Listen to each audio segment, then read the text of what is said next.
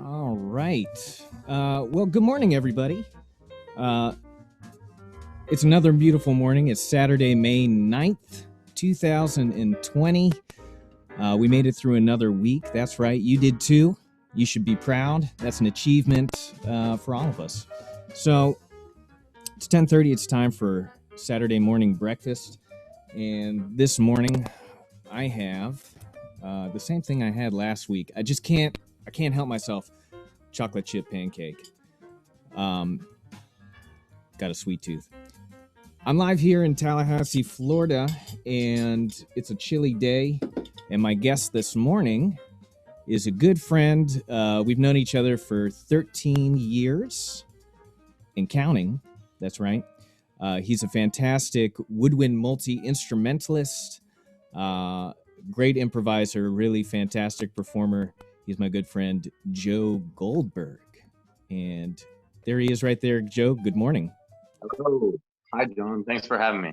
Yeah, of It's course. great to be here. Oh, it's super great.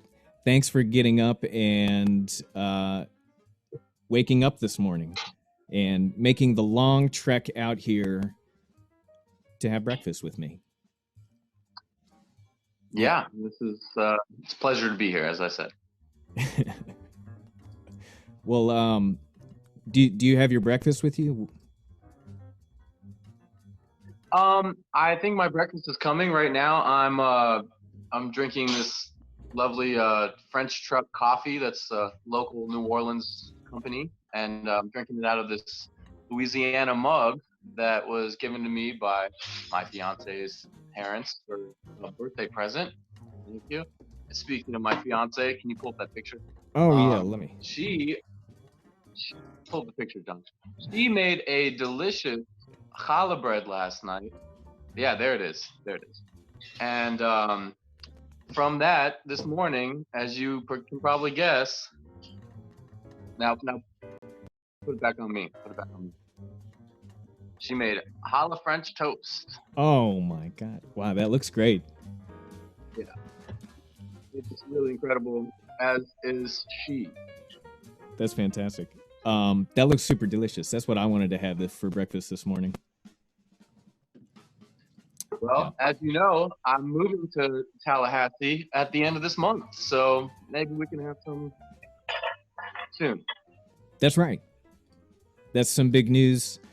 Joe is pursuing his graduate degree as a teaching assistant at Florida State University, right?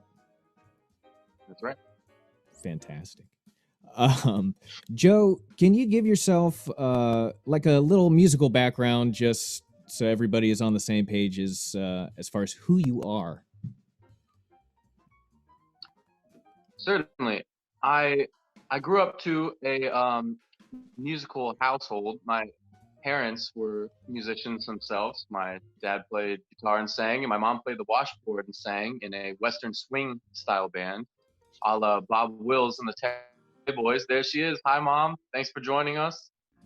Um, and that was my first introduction. And I think it was really important to be hearing music and really participating in music since before I was born. My mom was on stage while she was pregnant with me. So anyway, that's how it all started, and sang a little, played a little guitar, played a little bass. Went to elementary school, played string bass in the orchestra.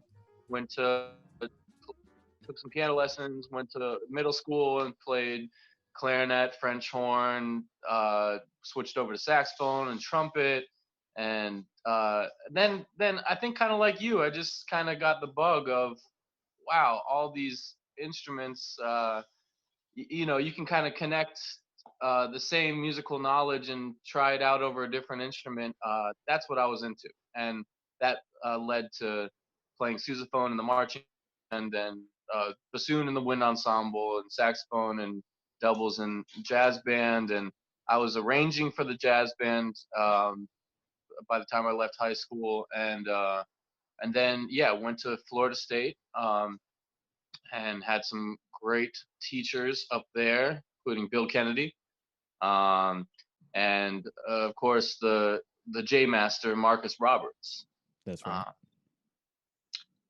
Uh, And so at the end of my college undergrad at Florida State, was playing with Marcus Roberts and his band, which included drummer Jason Marsalis, and uh, and so that's where Jason and I met each other. And then as I moved to New Orleans, Jason and I started playing in a group that he started called the Benny Goodman Explorations Quartet. And that's a quartet that is bassless. You know, it has drum, piano, vibraphone, and clarinet. And anyway, I hope that was a good segue into a video you pulled up. Uh, yeah, that certainly is. So I've got a clip from the group. This is After You've Gone, and we can start eating a little bit. And I also have a little bit of video here from this. I should. Let me see.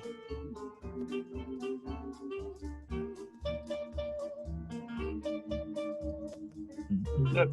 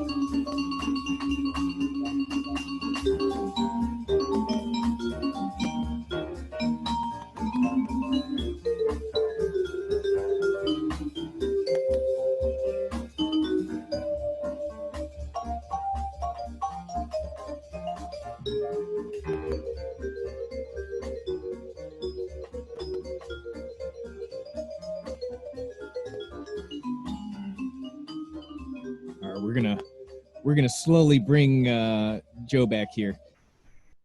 That is an 8-minute track, but I think that serves as a good introduction to Joe's playing for those that aren't familiar with it.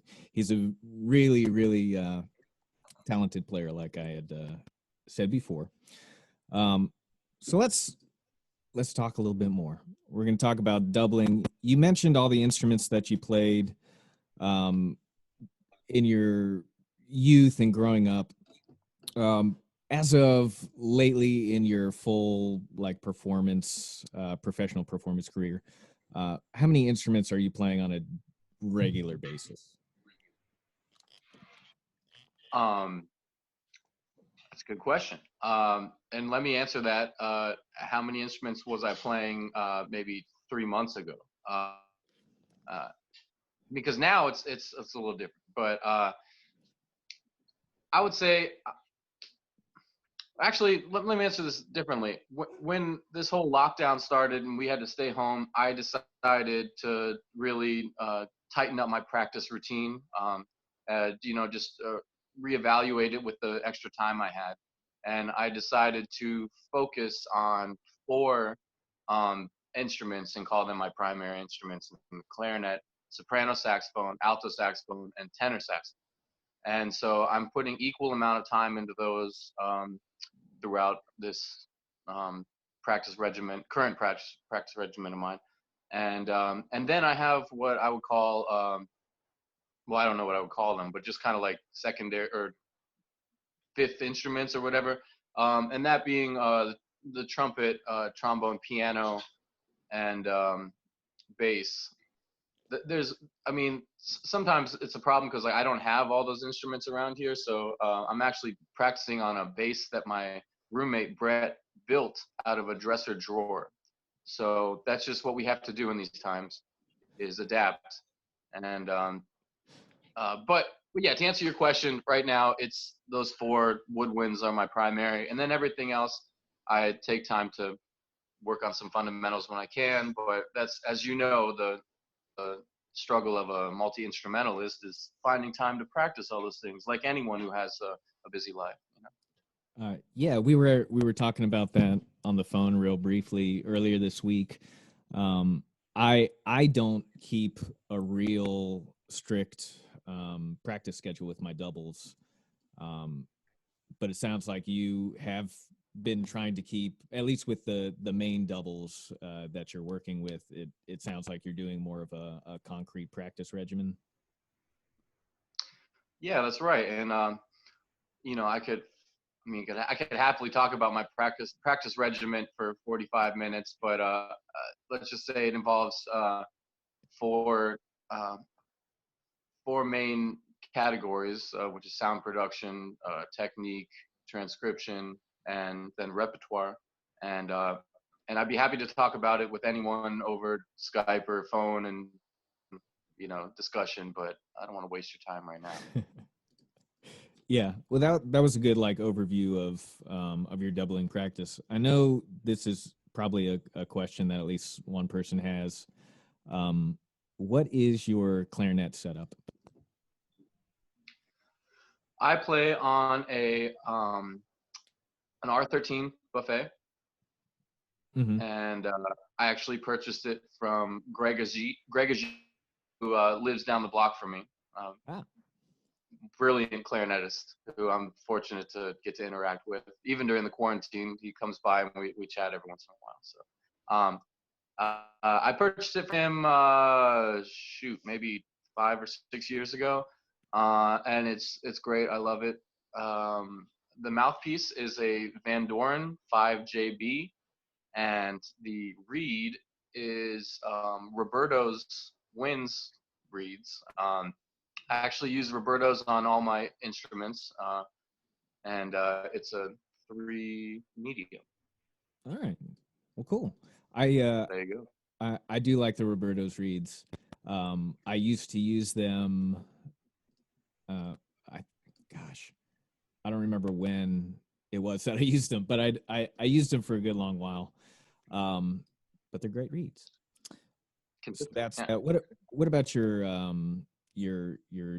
tenor setup or your alto setup? Because I know you're playing more alto as well now than when we were in school. Yeah. Alto is a Van Doren V16 8 mouthpiece, and playing on the Roberto's 2.5 mediums. Tenor, oh, and it's a Selmer Super Action uh, Series 2, right? And uh, and then the tenor is the Custom Z Yamaha, and it I'm playing on I'm playing on John Thomas's mouthpiece. Remember John Thomas, the uh, saxophone mouthpiece maker in Jacksonville, Florida? Yeah. makes great mouthpieces. I play on his mouthpiece for tenor and for soprano, and the reeds are for tenor it's three medium, and soprano it's three hard. But yeah, you just try them out. Yeah, that's true. That's a good just a reminder for everybody. Everybody's setup is certainly unique to them. Um, so my I see setup we is just different. lost my mom. She got a little disinterested. We might want to. Well, there we go. There she isn't. I'm just making coffee. Okay, she's just making coffee. Great.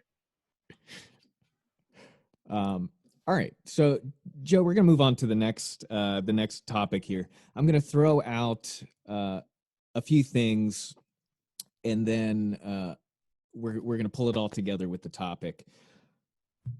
Dub Human, Funked Up Ska Machine, the Wally Wow. Sangha, Oh, NOJO, the Modern Jazz Generation, 21st Century Trad Band. So the topic is versatility as a performer and as a musician.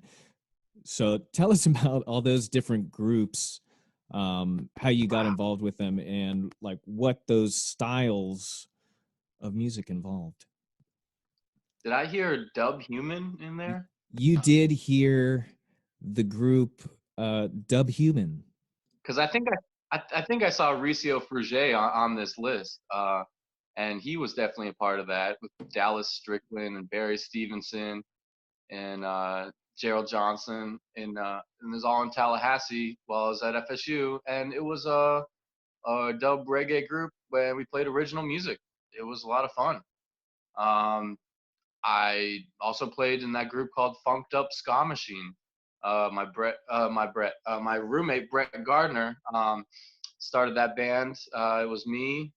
Cody Gibson is on the call, I think, and also AJ Hall on the drums. That was again mostly original music and a lot of fun to put it all together with your friends and put on a big show where everyone's screaming and yelling, and yeah, that's fun.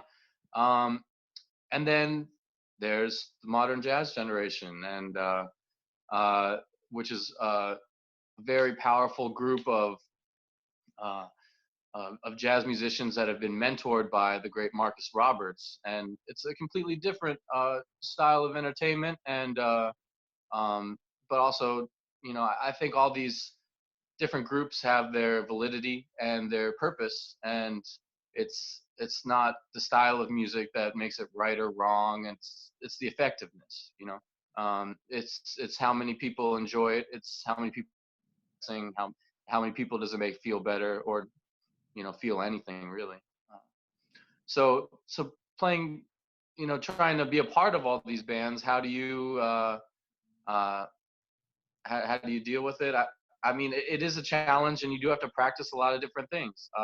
But that's what we like. That's what I like, and yeah, in doing so, in playing a bunch of different instruments or playing a bunch of different styles, you find what's universal between all of them, and what the overall energy that you put forth, the message is the same. Let's say that.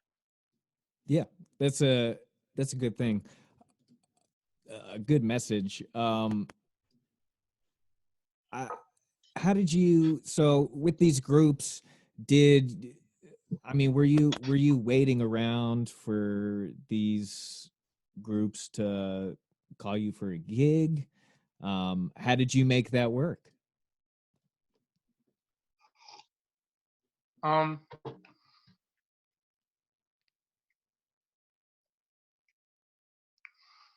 well, some of it is being in the right place, right time. Some of it is putting yourself in the right place when you think it might be the right time. Uh, it's hard to say. It wasn't all passive, like waiting for the phone to call by any means. No, it was practicing what you like, getting good and sounding like it, and then hopefully you're the spot for those bands. Yeah, I don't know. What was the question? Basically, how how can maybe a current student or someone that's studying get into these different genres? Oh, yeah. Well, I would just say, well, first of all, you're only going to get into the genres that you enjoy. I mean, unless you really have to play some music that you're not into. But like, I mean, just whatever you enjoy, what really grabs you, um, know that that's going to resonate the most when you try and deliver it. So if it's hip hop, if it's straight ahead jazz, if it's choral music, if it's klezmer music, whatever grabs you the most, I would say focus your time and learn to play that and play it really good, play it better than anyone, and or at least try to. And well, I mean, yeah, and don't get too caught up with the competition, all that. Just play better than how you played it yesterday, I guess. But at the same time, you know, it's not a game. It's you got to just really go for it. Yeah, that's a difficult subject to talk about. Is the seriousness of music? I guess it's a serious thing, um, but it's not. You know, it shouldn't be a competition or anything, right? You should Yeah. be playing true to yourself, right? That's the goal, and that's what, to me, a good performer is doing is playing true to their Yeah. interests. For example, I've always been really fascinated and enthralled by the connection between music and dance, right? And it's not like anything original. It's like as old as time, right? Music and dance have been going together, but a lot of times when I was learning music growing up in school, there was no dance going on. There's no dance with the orchestra. There's no dance with the concert bands. There was no, you know, so as soon as I saw a swing band playing for real live swing dancers that were dancing to music I like to play, that was it for me. Like I I'm not sure when I first saw that, maybe in Tallahassee, playing with Bounce House. What's up, Cody? Um, but yeah, just knowing that I could play some music that made a whole room of people want to dance together is like, oh, that's what I want to do. So my band, Joe Goldberg and the Function, Ricio, what's up? Um, is just that. Our CD. It's a band that it's a 7-piece, sometimes 8-piece band that sometimes features a tap dancer, sometimes is just the horns and rhythm section, and is uh is just that is music to dance to make a whole room moving. And oh, what do we got here? So Oh, there we are.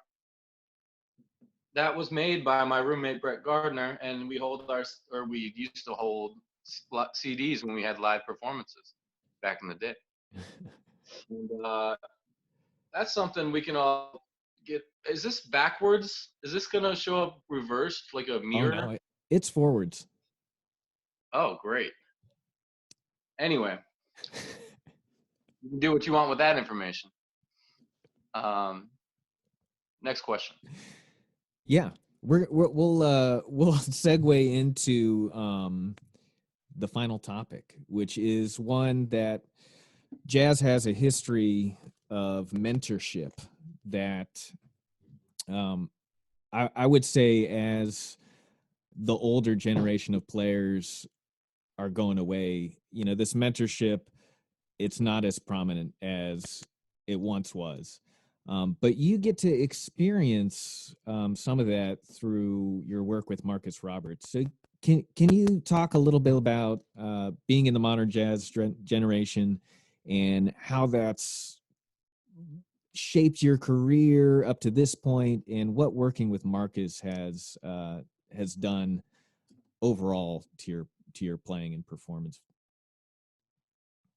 Yeah, I know this is a 45-minute show, so I'm gonna just edit this as much as I can because it's impossible to really express how much Marcus has influenced me and what I'm playing right now. But yes, he Marcus Roberts is who knows the value of mentorship and is actually practicing it in his band. And for example, yeah, he took a lot of us up from just playing in college and has taught us along the way. But not only him, who, you know, is maybe a generation and a half older than us, or I don't know how you describe all that, but there's people in between me and him in the band, you know. So it's like there's Stephen Riley, who um, has been a great teacher and mentor to me, and then you know, me and Ricardo were in the band, and then like Boyce Griffith. Hey, I think Boyce is online. Boyce Griffith joined, and then we found ourselves in the position of showing him the ropes and telling him, you know, oh, maybe do that, maybe don't do that. And I mean, now, you know, no one needs to tell Boyce what to do. Um, but yeah, it's kind of been like that. People in the band have helped me out. Rodney Jordan, amazing role model and just person to be around, and Jason and Ron Westray, of course. And, and it's worked like that. They've all just taught you. Sometimes they pull you aside, tell you something that's working, something that's not working is often more valuable, and it's just great. I'm so lucky to be a part of that community. And we say, yeah, it's not really happening as much anymore, but you can find examples of that. Here in New Orleans, they have the Delfeo Marsalis runs the Uptown Jazz Orchestra. We used to play at Snug Harbor every Wednesday, and that in that I see another group that's full of mentorship. People of all ages coming together. Sometimes there's a fresh, you know, person in the chair, and and then everyone helps them out or not, and it's, you know, some people are just always in the chair and they're never leaving. You know, like it, there's other examples of it, but yeah, you're right. They're few and far between. A lot of times you find bands that are all all one demographic, That and happens, yeah. I don't know. That's cool too. There's nothing wrong with that, but if you don't have playing with young people, it can, and it's just all old people or it's just all young people. It can, you know, there can be problems with that. Yeah, there sure can. It really does make a difference having that mentorship aspect there, and having a good mix in the ensemble, age wise and experience wise. I think that those of us that, you know, maybe have a more performance experience, I'm sure all of us agree on that one. Um, Man, time is passing quick. We've got about 15 minutes left. So if there's anybody that has questions for Joe, I've got one question already. If anybody has any questions for Joe, you can put them in the chat box. You can message me privately if you don't want it to be public. But as I finish out this conversation with Joe, I'll be throwing in some of these questions that you guys have.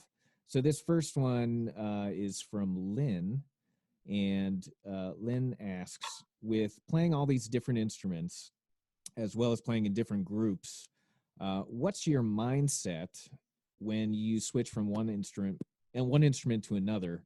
How are you able to get an authentic sound on each? And do you have a hard different mindset between them, or do you kind of treat them all similarly?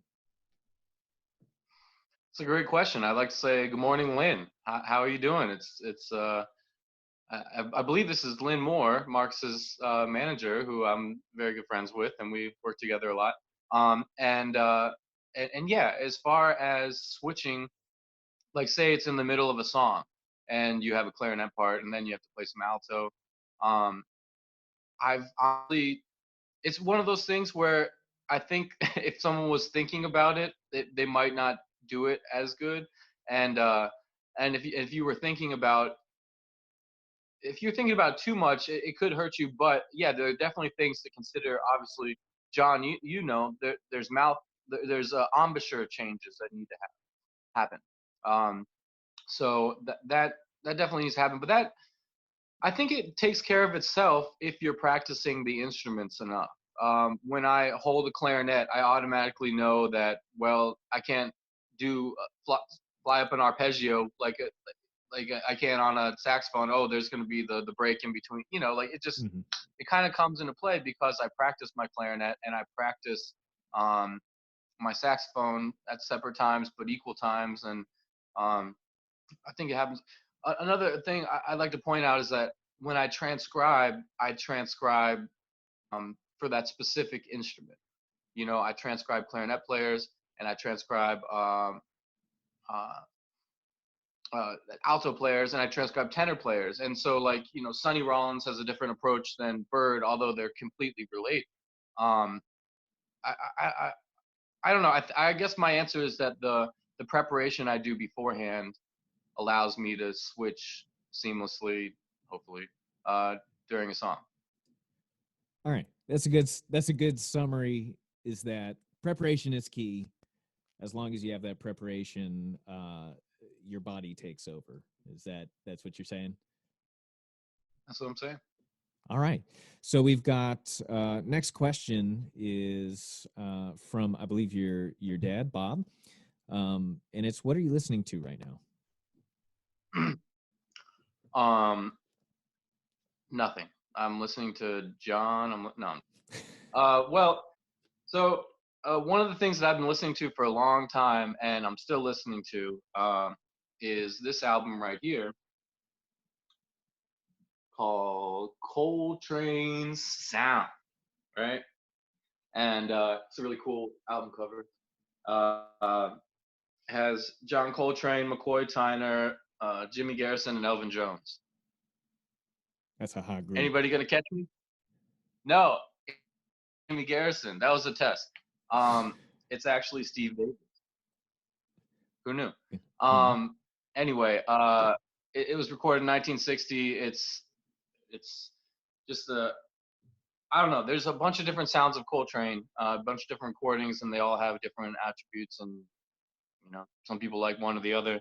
This is just my favorite Coltrane album, and I'm happy right now. I'm having the time to literally transcribing a lot. Just for anyone who's maybe not a musician, that doesn't have anything to do with writing down for me. I mean, in the end, I'll write it down, so that's why you call it transcribing. But I just memorize solos, and so, like, I'm memorizing John Coltrane's every note he plays on "The Night Has a Thousand Eyes," and so that's what I'm listening to right now. Stuff like this. I have a practice regimen that involves 16 solos that I'm transcribing over the course of months. And my technique is that I hit 1, then 2, then 3, then 4, all the way down to 16 before I repeat back to 1. It's hard. It's way harder than doing 1, and I'm not even sure if the result is going to be good or not. So we'll see. Experiment. That's right. That experimentation in practice sometimes leads to really good results. Yeah. Next question. Can you talk about your arranging background approach? Yeah, so I started arranging when I was in high school. I would just see these arrangements that we would get passed out in the jazz band, and I'd just find it fascinating that, oh, I have a fairly easy part, and the guy next to me has a fairly easy part, and the saxophone player next to me, she has an easy part, but when you put them all together, it's like, oh, sax soli, like that kind of putting parts together to make something bigger than the parts. That got me interested, and then I just kind of tried it out. I did some so arrangements. I mean, they're probably pretty good for a high schooler, but now I go back and listen, and I'm like, but started off young, and then when I came to college, took some classes of Peterson's arranging classes and all that, and did some charts. But my background has always just been trial by fire, kind of like I tried some out. They didn't sound good. I know Paul McKee helped me out I brought him some of my arrangements from high school, and he kind of showed me some basics. And yeah, just make sure you think about the rhythm section when you're arranging. If you're a horn player, you tend not to do that. That's a good reminder. Yeah, it's I would say anybody that's interested in arranging, just you know, just start doing it. You learn a lot just through doing, even if you don't necessarily have the strongest background in harmony or part writing. Um, but the technology that exists right now allows you to kind of do it without knowing much, and you can learn a lot just through experimentation. Um, Experimentation. I want to, yeah, you're absolutely right, John, and I'm sure you've done this, but I want to throw in score study too. There's a lot of scores available now, and you can find Sammy Nestico's arrangements, maybe in some book. Oh, there it is. There it is. Show 'em. Speaking, this is probably the best resource for arranging. It is the Complete Arranger, Sammy Nestico. This is a large resource book that goes through woodwinds, brass, percussion, strings. It's got examples, and it's a really valuable resource for anybody that wants to do arranging.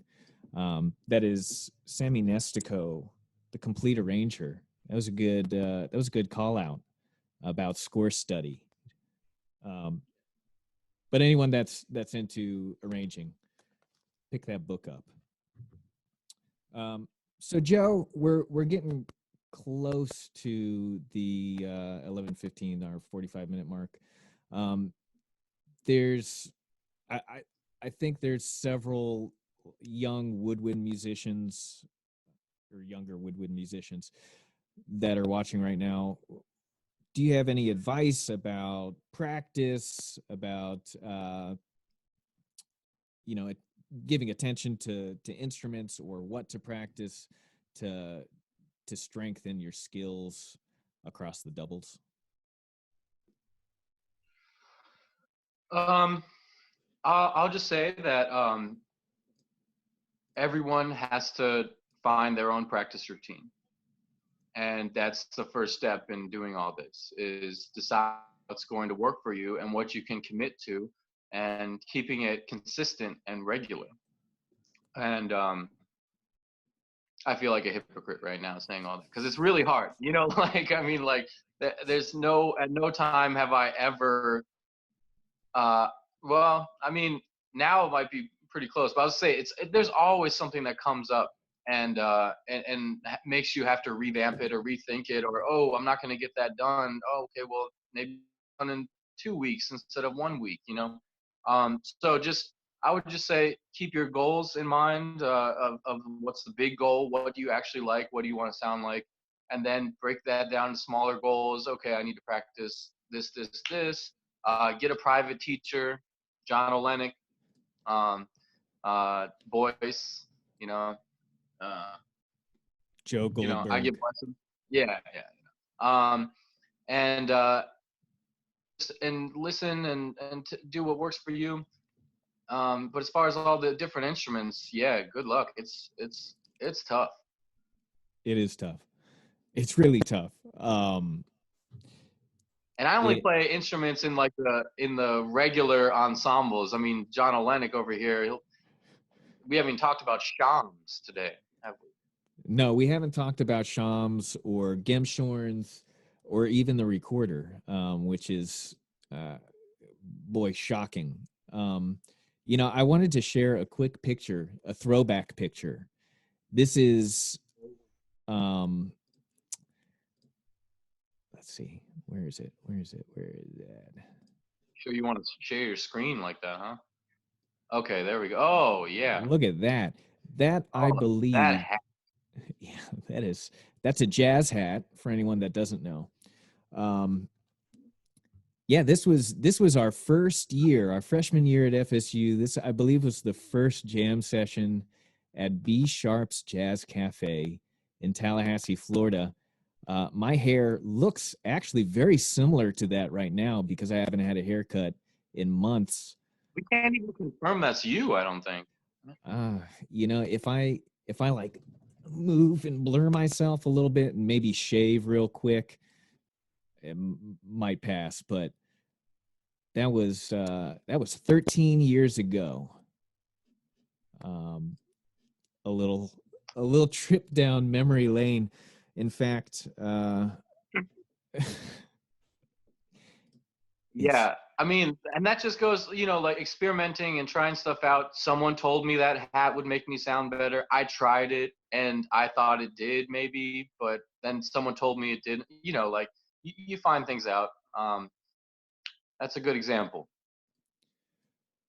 Yeah, you live and you learn. You live and you learn for sure. Yeah. No hat today. No hat. Well, I've got a hat today. Here, You should this probably is a keep it. special treat. Special treat for everybody. My quarantine hair. Oh, wow. There's a. All right, we're losing them. All right. Yeah, we're fading fast. The hat helps. All right, we're getting close to the 45-minute mark. I've been closing this out with Oscar Peterson's "Hymn to Freedom." It's not only is it just gorgeous the way that he plays it, but it's just puts me in a good mood for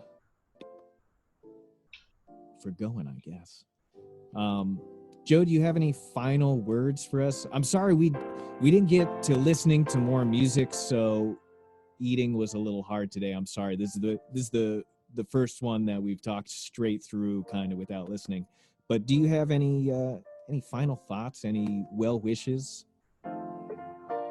I'd just like to thank you for having me on the show.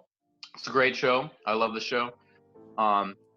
And I'd like to thank everyone for joining us. And remember, John does the show every week. Is that right? That's right.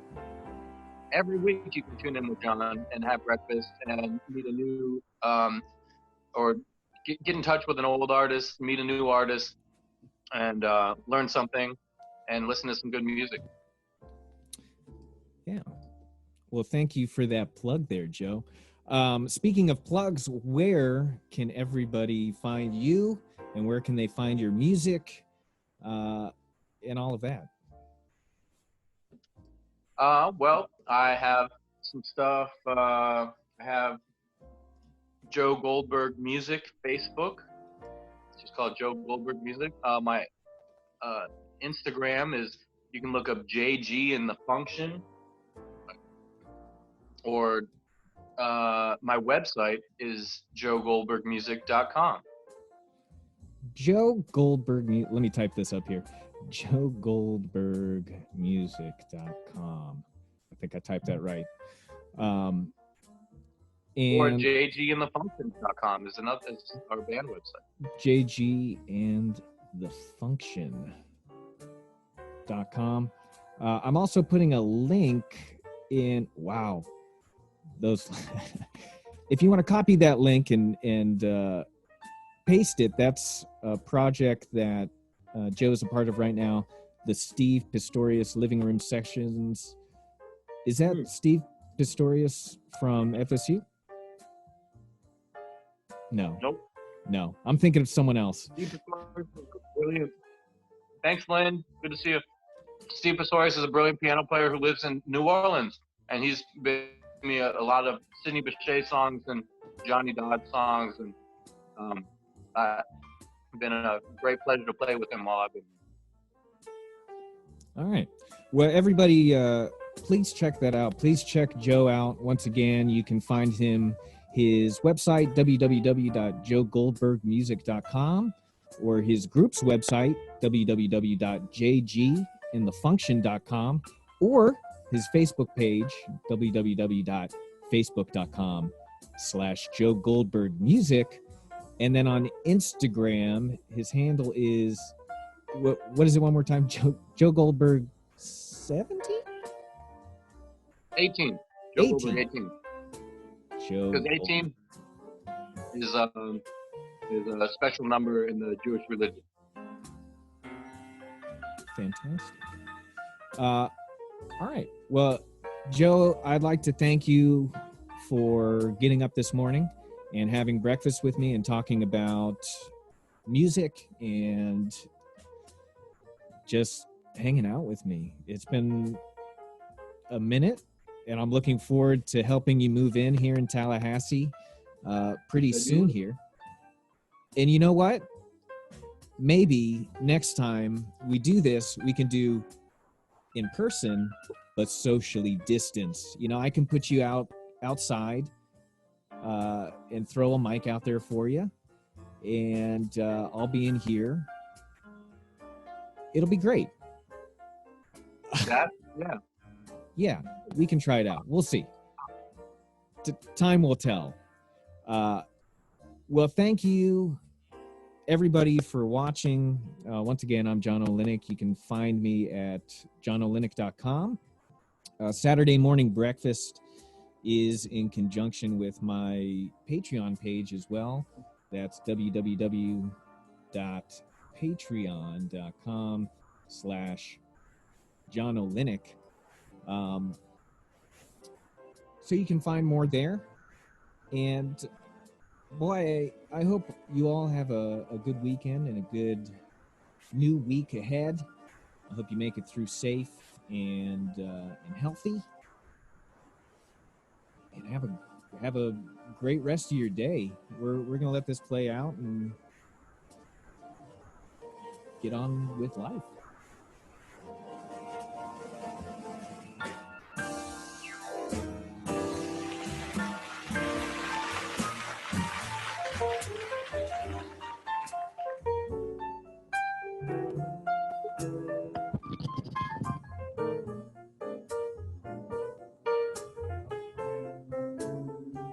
Also, this vest.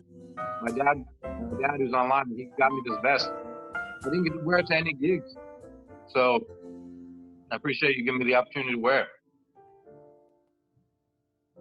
You're welcome. That's a sharp looking vest. Can you do a turn for us before we get out of here? Sure.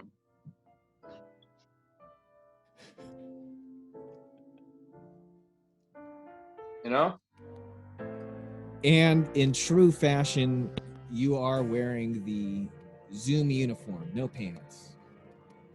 Fantastic. Without no pants. Well, thanks again, Joe, and thanks to everyone. Have a nice day, and we'll see you next Saturday for Saturday Morning Breakfast. Take care, everybody. Bye.